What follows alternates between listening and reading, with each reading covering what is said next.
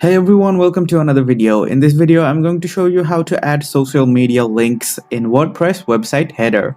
So let's begin.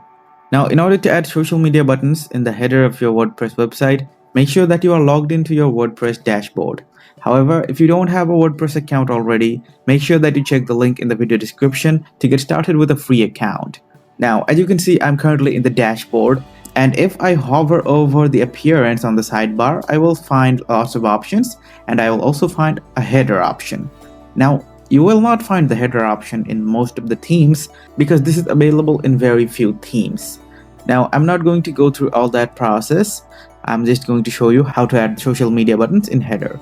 So we're going to go to headers from here. So after the header section is loaded up, we're going to find the header section, which looks like this.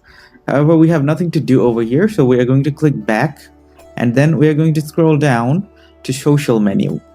And then we're going to go to social menu and enable social menu from here. So I have enabled social menu, and now I have these additional settings. From here, I'm going to go to social links. And in social links, you will find all of these options. So first we have X, which is actually Twitter. So I'm going to type down x.com over here, and also add /is. And for Facebook, I have also added my Facebook profile link. Now, this is not my real link, so let's just suppose this is my real link because I'm just showing you guys how to do this process. So after I have added these links, I'm going to click on publish. Now it should be updated.